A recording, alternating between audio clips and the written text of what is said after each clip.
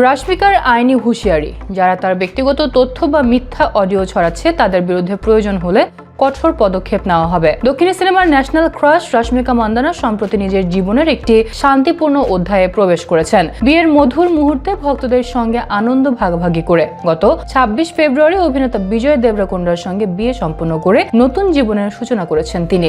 সামাজিক যোগাযোগ মাধ্যমে বিয়ের ছবি ও ভিডিও শেয়ার করে রাশমিকা তার ভক্তদের উচ্ছ্বাসে ভাসিয়েছেন।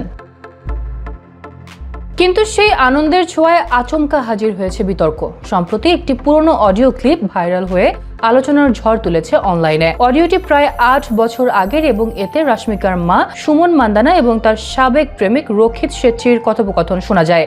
সেখানে তার মা উল্লেখ করেছেন, ভালোই হয়েছে, ওদের বিচ্ছেদ হয়ে গেছে। ওই সময় রাশমিকা ও রক্ষিতের বাগদান সম্পন্ন হয়েছিল, কিন্তু ১ বছরের মধ্যেই তাদের সম্পর্ক শেষ হয়। অডিওটি এবার প্রকাশ পেয়ে নতুন জীবনের স্বপ্নময় মুহূর্তে অপ্রত্যাশিত সমস্যা তৈরি করেছে।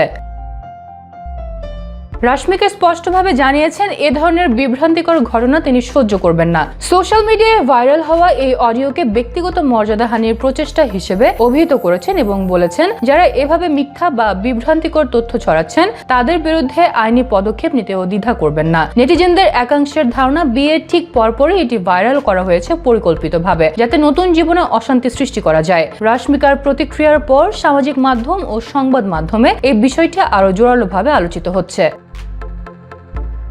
রাশমিকা মান্দানা নিজের ব্যক্তিগত জীবন রক্ষা করতে দৃঢ় মনোভাব দেখাচ্ছেন। এই ঘটনায় তার ন্যায্য মর্যাদা রক্ষা ও অনাকাঙ্ক্ষিত বিতর্ক থেকে নিজেকে দূরে রাখতে হবে, এমনটাই মনে করছেন ভক্তরা। নতুন জীবন শুরু হলেও তার সতর্কতা ও আইনি হুঁশিয়ারি স্পষ্টভাবে দেখাচ্ছে, রাশমিকা শুধুই বিনোদন প্রিয় নায়িকা নন, বরং নিজের অধিকার ও সম্মান রক্ষায় সচেতন।